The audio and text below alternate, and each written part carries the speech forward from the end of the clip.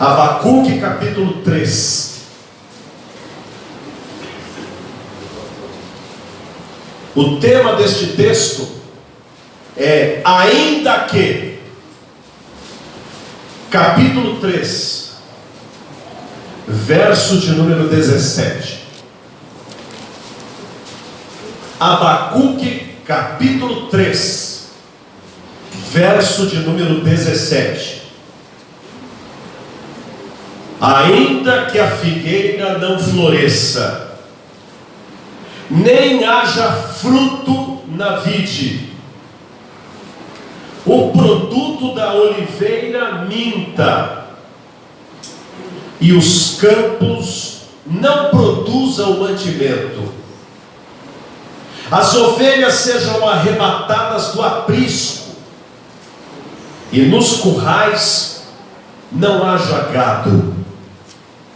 Todavia, eu me alegro no Senhor, exulto no Deus da minha salvação.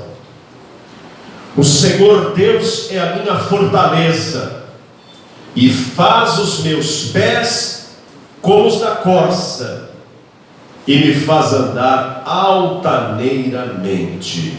Aí ele completa dizendo: ao mestre de canto para instrumentos de cordas. Oremos. Santíssimo Pai, obrigado por esta memorável noite, onde o Senhor presente em nosso meio tem abençoado o nosso coração. Permite-nos sermos edificados pela reflexão da Tua Palavra, tanto quanto o fomos pelo cântico dos hinos e pela comunhão uns com os outros. Lembramos-nos do rapaz Luiz Carlos e suplicamos-te que o Senhor o alcance com a salvação. Oramos também pelas criancinhas que estão lá a estudar a palavra de Deus. Em nome de Jesus, amém. Podem se sentar e não fechem as suas Bíblias, por favor.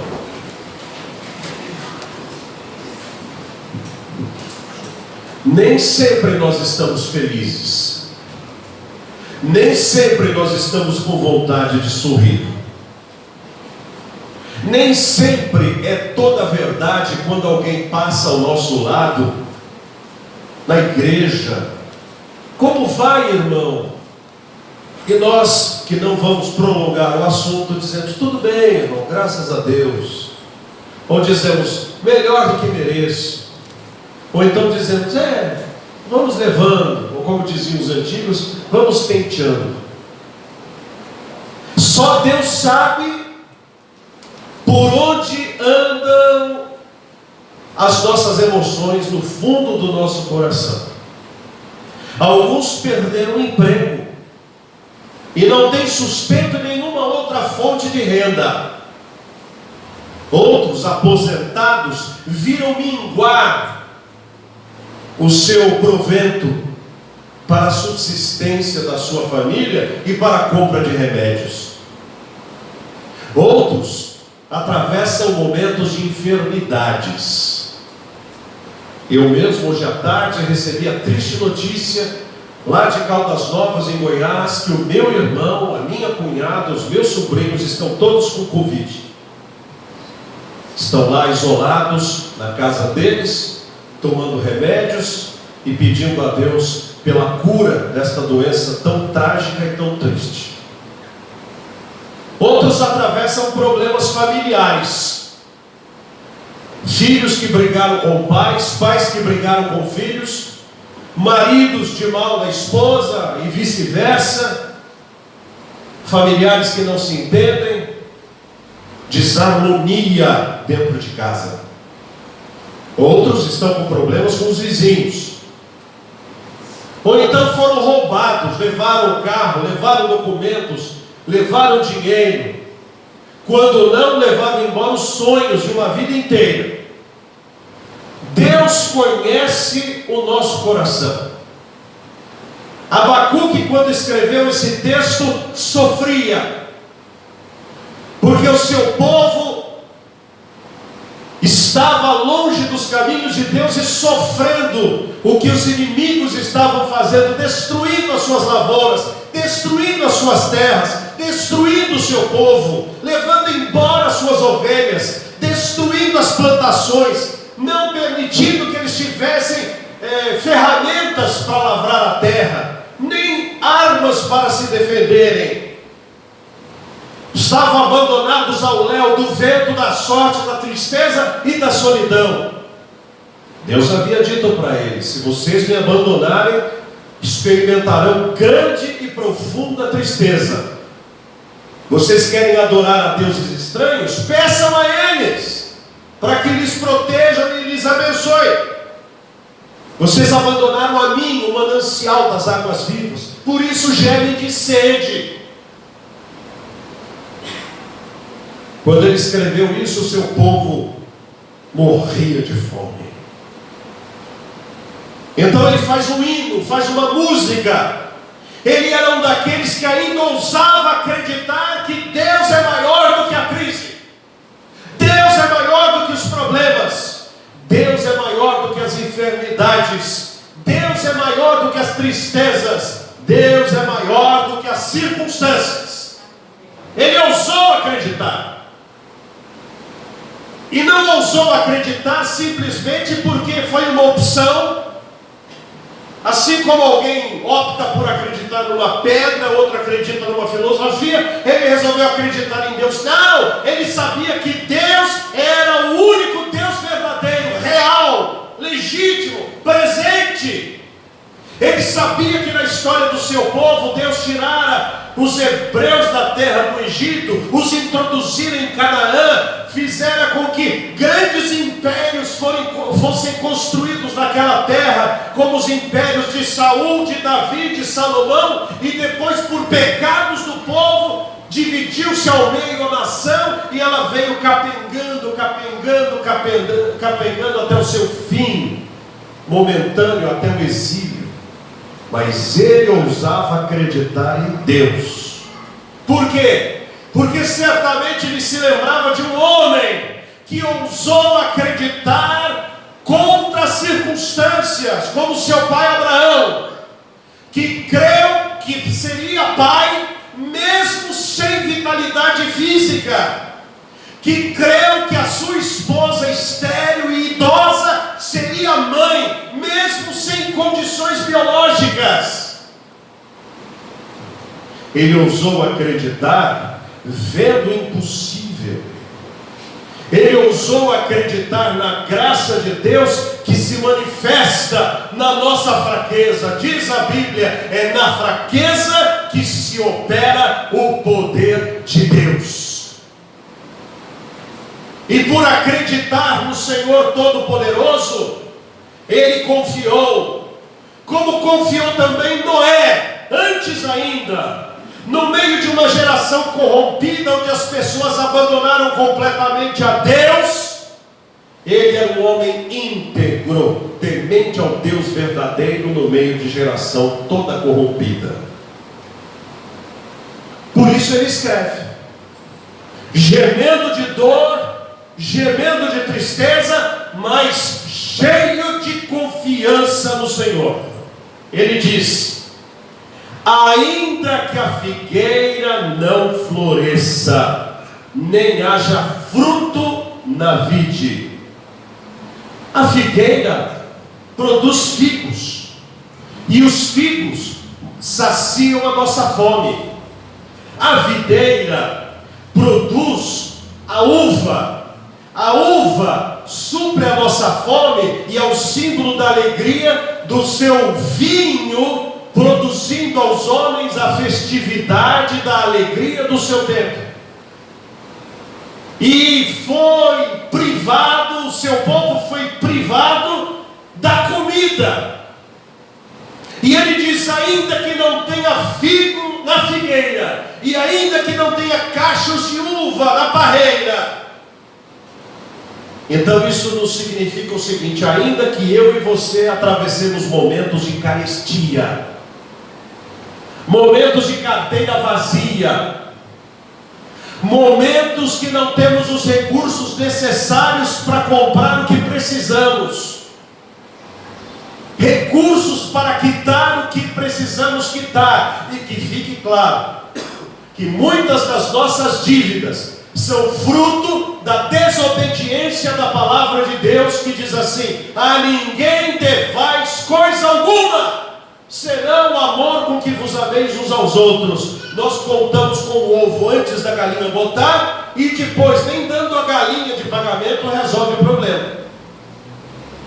Mas ainda que enfrentemos uma situação desta, de carestia, e que não possamos ter 1 quilo de carne para o nosso almoço de domingo, vamos continuar o raciocínio dele.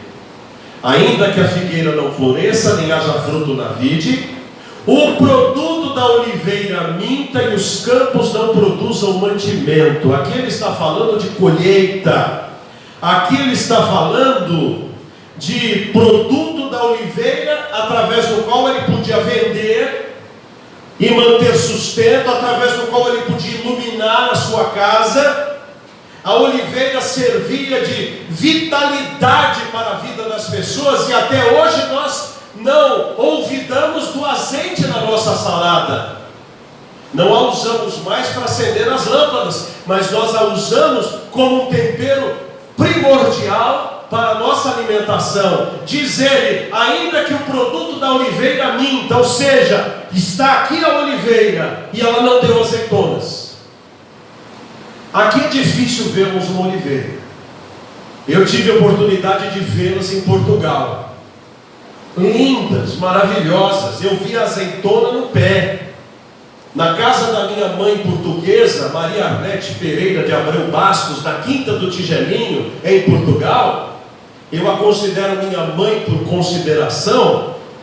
Eu a amo profundamente. Estive hospedado na casa dela várias vezes. Tive a alegria de cantar para sua mãe, que era crente, partiu para a glória. Estive com Elaine ali, junto dela. Há muitas oliveiras. Mas um incêndio passou por Portugal alguns anos atrás e queimou tudo. Queimou todas as oliveiras, queimou todos os pinheiros, queimou todos os caripais. E ele está dizendo aqui: a oliveira não deu o azeite, ela não deu a azeitona, então eu não pude ter o produto. E diz: os campos não produziram mantimento, a geada queimou tudo, a praga matou tudo. Ou seja, eu não tenho dinheiro, a minha colheita não deu resultado.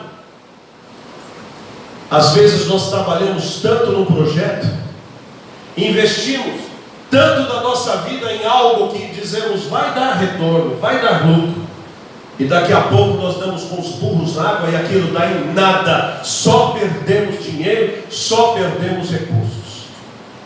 Ele diz: ainda que isso aconteça, vamos continuar o raciocínio dele.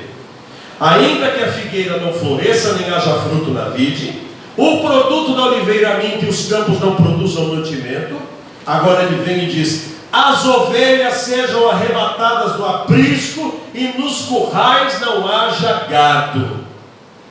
Ter ovelhas era sinal de vitalidade, de saúde, porque da ovelha saiu o leite, e o leite supria a necessidade de vitaminas para a família. Eu tive a alegria de comer queijo de leite de ovelha. É algo magnífico, maravilhoso. A ovelha produz também uma carne muito fina. Nós aqui no Brasil comemos os bifes, e a carne normal, a mais conhecida, é a carne bovina. Mas a caprina é a primeira no tempo dos hebreus. As ovelhas, os cordeiros, era carne, era suprimento. Além do que, a ovelha produz a lã com a qual eles podiam fazer as suas blusas, os seus acolchoados, fazer os seus tapetes, fazer muita coisa com toda aquela lã, vendê-la também. E diz: ainda que nos currais não haja gado. O gado estava presente também, a vaquinha de leite, o jumento, a cabra, tudo ali. E de repente, no meu curral não tem mais mais ovelhas, não tenho mais gado, ou porque eu tive que vendê-los, ou porque morreram de doenças, mas eu estou fracassando e não tenho como repor. O gado era usado para puxar o arado. Puxar o arado sozinho não era fácil, o gado fazia um grande trabalho. Também era usado como elemento de locomoção. Isto é, ele perdeu mobilidade, ele perdeu conforto, ele perdeu segurança, como muitos de nós. Perdemos o convênio médico, perdemos o seguro de vida, fechou a nossa conta, não temos mais aquele fundo que era um fundo de reserva, perdemos aquele carnê que pagávamos de uma casa, perdeu tudo, e de repente nós nos vemos sem recursos. Diz aqui Abacuque, ainda que, diz o texto, que mesmo que eu esteja com a mesa curta, com o bolso vazio, sem o suprimento das necessidades e, quiçá, com a solidão que isso traz, porque, meus irmãos, quando estamos na atividade, quando estamos expostos no nosso trabalho, na nossa profissão, numa vida normal, é fácil os amigos virem na nossa casa, é fácil o nosso telefone tocar, é fácil os amigos lembrarem do nosso nome. Somos convidados para visitas, somos convidados para festividades, mas experimente você estar exilado numa situação de necessidade. Parece que o seu celular foi desqualificado, ninguém mais liga para você. Os amigos que frequentavam a sua casa agora têm mais o que fazer. As pessoas que eram próximas já não são mais tão próximas. E a solidão aparece, e você diz, cadê os meus amigos? Cadê o povo que estava sempre comigo? Cadê aquelas pessoas que diziam que me amavam? E nós nos sentimos sozinhos, solitários. Quem já não passou por isso? Mas Abacuque tem uma palavra para encerrar este lamento, porque a palavra dele não é um lamento. A palavra dele é uma declaração de fé. Ele diz, ainda que tudo isso aconteça, agora verso de número 18, todavia eu me alegro no Senhor, exulto no Deus da minha salvação. Aleluia! Mas como é possível me alegrar no meio da desgraça? Como é possível eu me alegrar quando vejo tudo vazio? Pela fé, pela confiança, olhando além, não olhando apenas a quem. Quando eu estou na estrada e sou guiado pelo farol do carro à noite, eu vejo no máximo uns 20 metros, 25 metros, 30 metros. Quando eu ligo o GPS daquela estiver funcionando direitinho, ele me diz que lá na frente tem um acidente, ou então lá na frente o trânsito parou, ou ele fala, tem um caminho melhor para você seguir, porque ele está lá em cima e vê melhor do que eu. Deus é mais precioso e sábio do que um GPS. Eu só vejo o que está na minha frente, eu só vejo as circunstâncias, mas o Senhor vê além, e Ele sabe o que é melhor para nós, e Ele diz, o que eu faço não o sabes agora, mas entenderás depois. Por isso Abacuque diz, eu me alegrarei no Deus da minha salvação, porque Ele é real, Ele é presente. E ainda diz mais, verso 19, o Senhor Deus é o que? Está escrito aí, o que Ele é? Poderoso, fortaleza. O meu Deus é a minha rocha, onde eu posso me segurar. Sabe quando nós vamos ganhando uma certa idade, para tomar banho a gente precisa se segurar em algum lugar? Aliás, um bom banheiro precisa ter um cano para a gente segurar. Se não tiver um cano, você olha bem e fala: será que eu não vou entrar pelo cano? Por quê? Porque se der ali uma tontura, você agarra no cano, porque aquilo é uma segurança. Deus é muito mais precioso do que um cano onde você se segura. Ele é a sua rocha. Pode tudo cair, mas se você estiver apoiado no Senhor, você não cai. Você não é destruído. Ele é a rocha, minha fortaleza. Ele me protege. 1000 cairão ao meu lado, 10.000 à minha direita, eu não serei atingido, porque o Senhor está presente. O pão nosso de cada dia nos dá hoje. E eu não canso de contar isso, e vou contar em poucas palavras. Dar graças até por pratos vazios, porque dar graças por pratos cheios é fácil. Pastor Valdemor de Penápolis, não era pastor aqui, mas foi pastor, foi meu pastor, em Sumarezinho, com 10 filhos à mesa, e nenhuma comida. E a esposa dele, a irmã Alda Osolins Correia, fala: Valdemor, não temos o que comer. Ele disse: bote todo mundo na mesa, vamos agradecer pelos pratos vazios. Porque a Bíblia não diz assim: dai graças em quase tudo. É assim que a Bíblia diz? O que ela disse? Em tudo dai graça. Ele diz: Deus nos deu os pratos, vamos agradecer pelos pratos. Ele cuida de nós. Então foram agradecer pelos pratos vazios, e alguém tocou a campainha da casa. Foi atender. Uma senhora que andava de um lado para o outro, de um lado para o outro, de um lado para o outro. Ela disse assim: olha, vocês não me conhecem, eu não conheço vocês, mas por favor, vão até o meu carro e tirem tudo que está lá. Eu não aguento mais sonhar e ouvir uma voz dizendo: faça uma compra boa e leve para a rua Raul Pompeia 1030.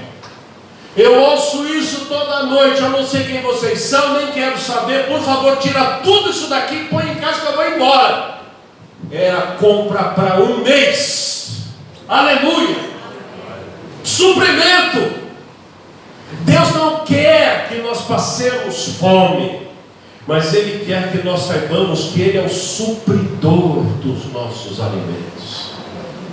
E mesmo que eu passar fome por testemunho do Senhor, é como o apóstolo Paulo diz: aprendi a ter fartura e aprendi a ter faltura.